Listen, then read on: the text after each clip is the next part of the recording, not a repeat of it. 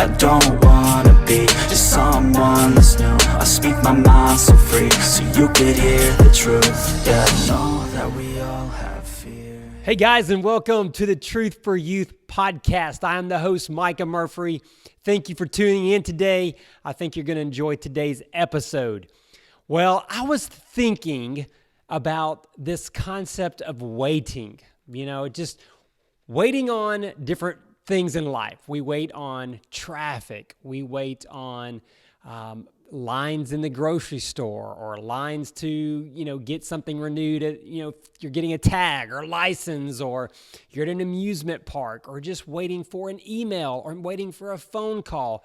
And it really started dawning on me that we spend a lot of our life just waiting.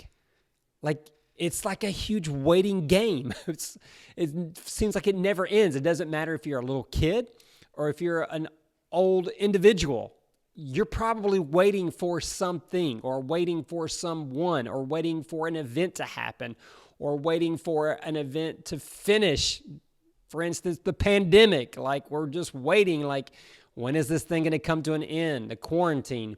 It's kind of been a slow process, but we're finally getting back to a little bit of life. And I just kept thinking about all the waiting. It's over and over and over. It's literally every day. And I started thinking about my day from morning till night, of the different times maybe I wait. And sometimes it's big things. Maybe I'm praying to God about a certain prayer and I'm waiting for him to answer it. But then it's like the small things. Like I mentioned, maybe it's waiting when I hit refresh on my phone for my emails in the morning, to kind of wait, when the emails are going to finally pop up, or I've texted someone and I'm waiting for a response, or, I left a phone call with someone and I'm waiting for a call back, or I'm waiting for a web page to load, or I'm waiting for my coffee to finish brewing, or waiting for my food to warm up or to finish cooking. And you just begin to think there's a lot of waiting. Now, I know some of that waiting is very, very minor, and it's only a matter of seconds.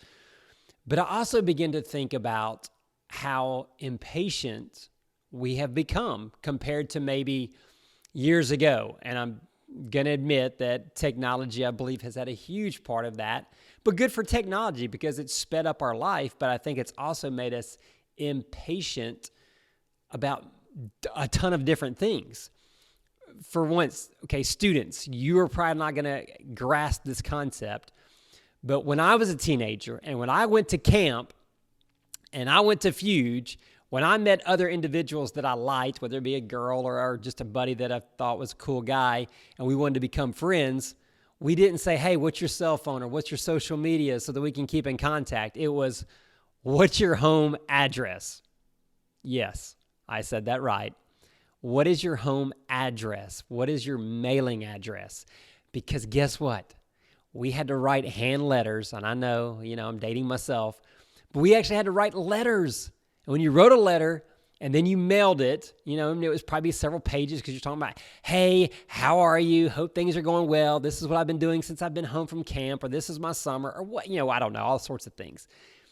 Well, then best case scenario, it probably gets to that individual a week later. And then you don't even know if they got it. You're in this waiting game of, I wonder if they got my letter. Did my letter get lost? Are they going to respond to my letter? And then, again, best case scenario is probably 2 weeks later before you ever get the letter back to get a response from them on some of the questions that you asked or how they were doing. And we think about that today. And when we send a text message, if they haven't responded within a few minutes, we're getting upset probably. It's like, oh, come on, I asked them a question. Why haven't they responded? Or if we don't see the little bubbles, in the text messages and the iMessage, it's like, what's going on? You start getting impatient. And I think about how ridiculous that is compared to, again, when I was younger. And even when we went to call our friends, if they weren't home, you weren't getting in touch with them until they got home in the evening to maybe get a phone call, or maybe the line was busy because you didn't have call waiting at that moment. It's just all these different things that at that time didn't seem like a big deal, but as technology has progressed, it's decreased, at least mine, and I think majority of people, it's decreased our patience. It's decreased the amount of time that we want to wait for things. And we go back to, television and ads. You used to have to sit through commercials. Well, there's still commercials, but we also have things like Netflix, or we have on demand, where maybe we can skip those things, or we can record our shows and bypass commercials. For those that like to watch YouTube videos, if you want to watch your favorite channel, Murph Squad Family Vlogs, great channel, shameless plug. No, but for real, if you want to watch your favorite YouTube video, what do? Well, a lot of times there's ads, you have to wait. But some of those ads, they have the little counter in the bottom right corner of the screen, and we watch that little timer, and it may be only 5 seconds or 3 seconds, and you're watching it 3, 2, 1, and then you get the word skip, and we just can't wait. We're waiting for that so that we can hit the skip button and get right back to our video. Again, we just have very little patience, I think, and that's okay at times, right? I get it. Like, we're trying to speed through life. We're trying to be more efficient with our time. But again, I started thinking about maybe some larger things in life where we do have to be more patient.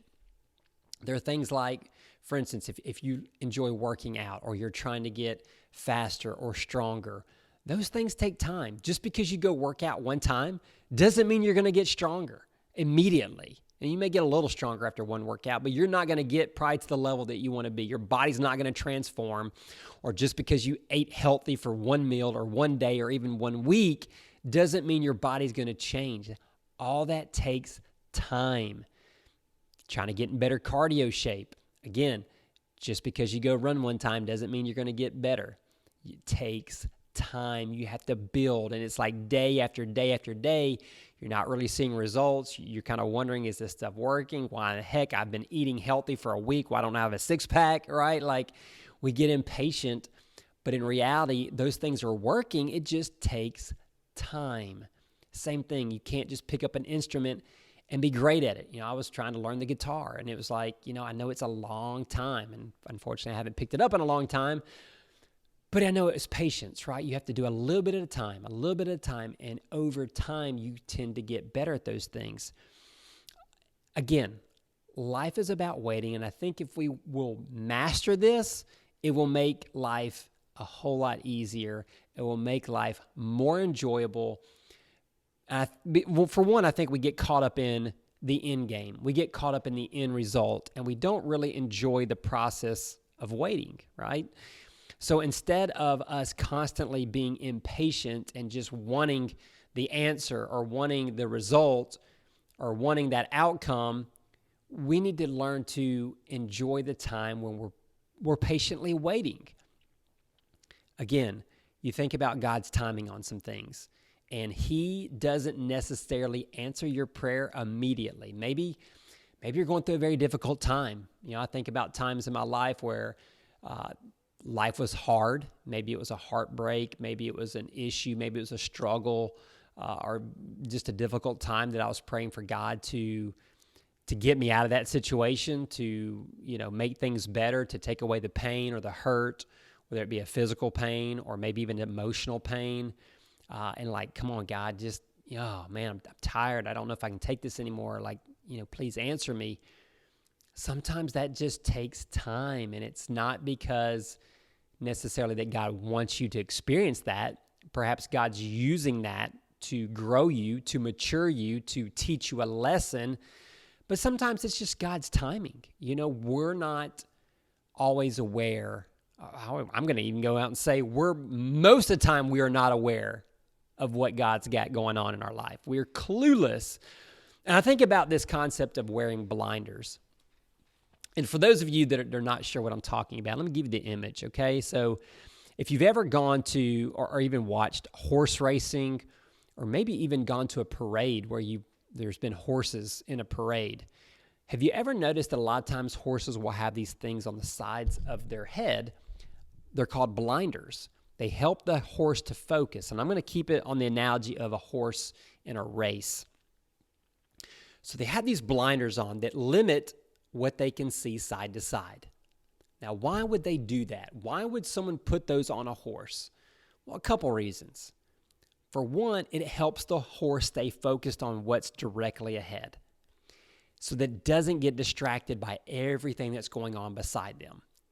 And again, if you think about a horse in a race, not only do you have other horses and other jockeys that are right beside them, but you also have maybe people up in the stands, or you could have, people working the grounds or different things coming up. And so you don't want that horse to get distracted. And you think about where the horse's eyes are. They're kind of more on the sides than they are in the front.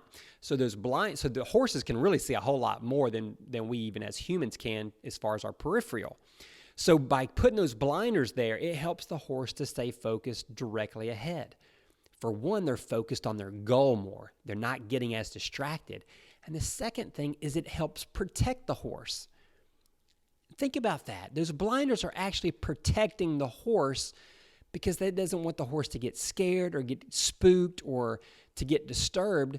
And it's better for that horse to stay focused on what's ahead. It's for their protection. They don't want them to get hurt or sidetracked. And I think about us as humans, as children of God. I believe we have blinders on to some extent. God doesn't want us seeing everything and knowing everything. If he did, he would reveal all that stuff to us. And I think that's sometimes why God doesn't tell us early on what our whole life is going to look like. I think we would go probably crazy imagining, well, how in the world I'm going to end up here or there or with this person or doing this job or living in this location or go through these heartaches, because I think it would make us crazy. I think a lot of it's for our protection. God just helps us stay focused on what's directly ahead. But if you think about it, if the horse's view is very limited, okay, so if the horse is in a race, technically it could see the whole racetrack. It could see the stands, it could see other horses and jockeys and all sorts of stuff. But if it's got blinders on, then that means it doesn't see all that stuff. Versus maybe someone that's sitting up in the stands, they can see everything. They see the racetrack, they see the horse, they see all the horses, all the jockeys, they see the starting line, they see the finish line. And I think about that with God. If we're with God and God's got blinders on us, we're only seeing a limited part of the race, whereas God is seeing the full race. He's seeing the big picture. He sees everything.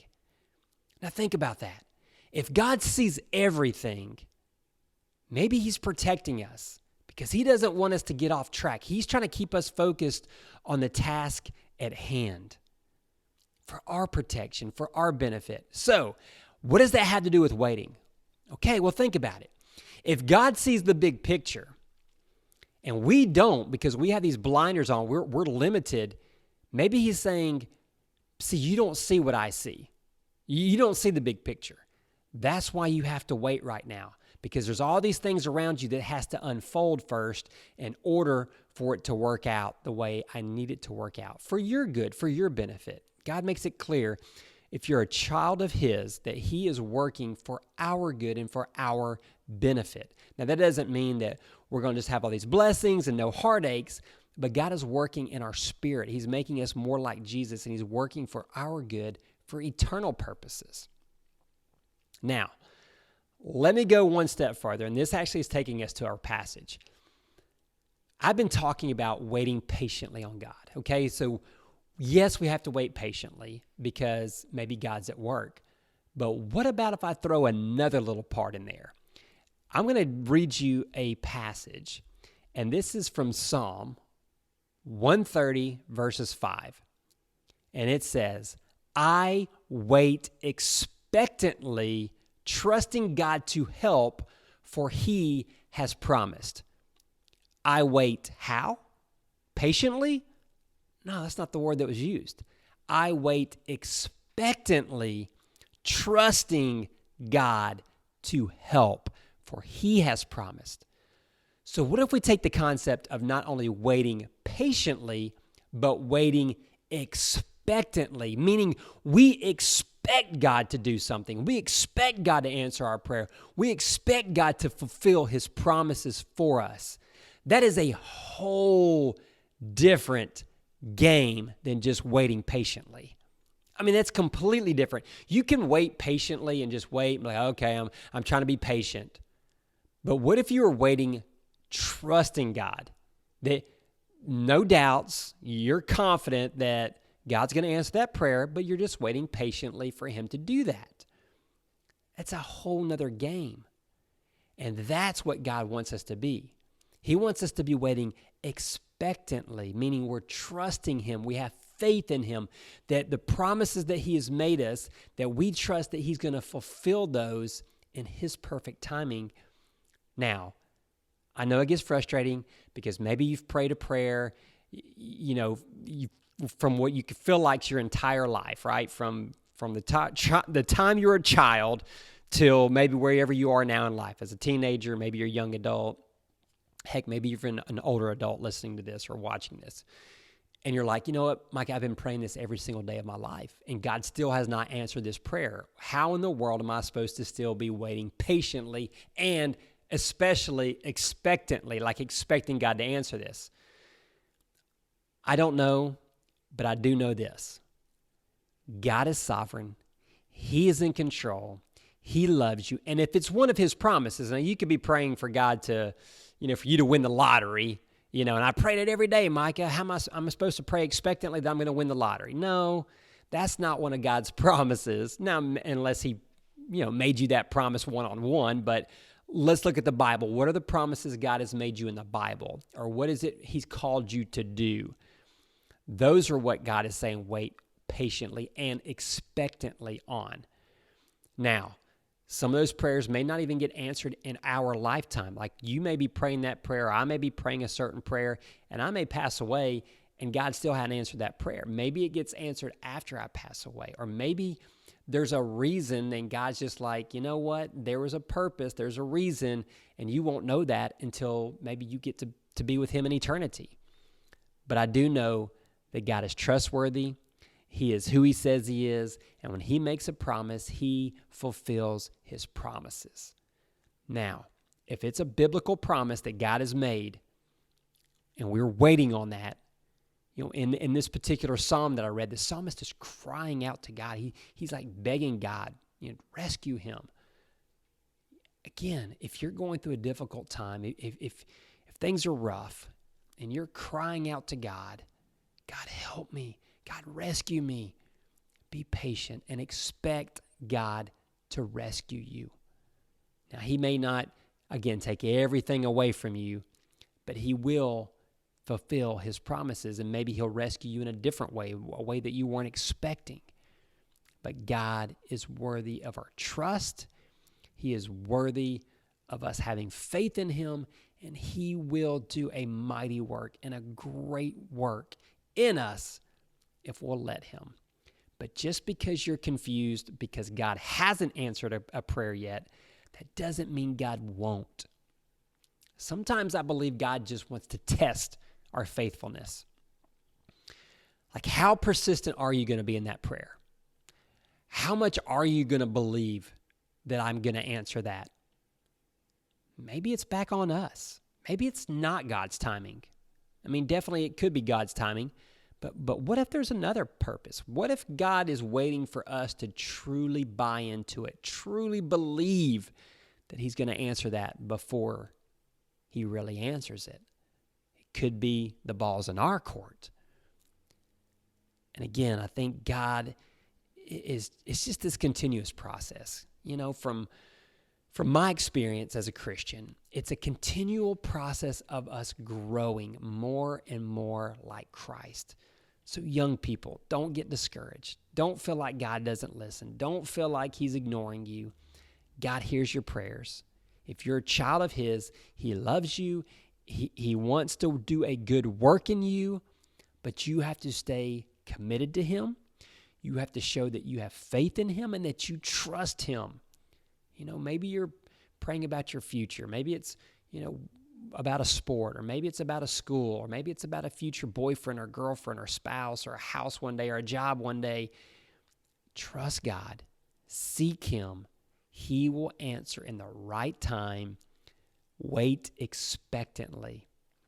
And again, I reflect back on my life and I think, man, if I would have lived the majority of my life truly waiting patiently and expectantly, how much stress does that relieve? Like if you're not waiting with this anxiety of, oh, I just don't know. I don't know if God's going to hear me, or I don't know if God's going to answer this. You think about all the anxiety and stress that builds up. Again, because like I said, we are spending a lot of our life waiting. What if you could go back and take away that waiting with anxiety? What if you could go back and do all your waiting expectantly? Then at that point, at least it takes off the result or the outcome that you're worried about or stressed about. And instead, then you're just waiting for God's time, or maybe, again, for things to have to unfold a little bit before he answers those prayers. That makes life so much more enjoyable. Again, it just goes to show you how much of life as a Christian, I believe, is tied into our faith in God and our trusting in him. If we will learn to trust him more and have faith in him, I believe he'll do more in our life, but I also believe it'll be an easier life for us in the sense that a less stressful life, a less life of worry and anxiety. Because look, hey, let's face it, there's plenty of stress, there's plenty of anxiety to go around in life. We don't need any more of that. So I'm encouraging today, like the psalmist, pray expectantly, trusting God, expecting him to answer your prayers. Again, as long as it lines up with his will, expect God to answer. Guys, I hope this gives you some encouragement. I hope this gives you some power as you move forward in life. And again, man, I just want you guys to get so much out of these podcasts that it really affects the way you're living life. It gives you more peace, it gives you more power, and it just helps you in your life. Guys, if you found value, I beg you, share it with somebody. Share the podcast with somebody. And if you have not, I'm going to ask you to please leave a little review. It literally takes maybe 2 minutes on iTunes to leave a little quick review, write a little something, maybe how you've benefited or you've gotten some value out of it. I would greatly, greatly appreciate it. That's how podcasts grow.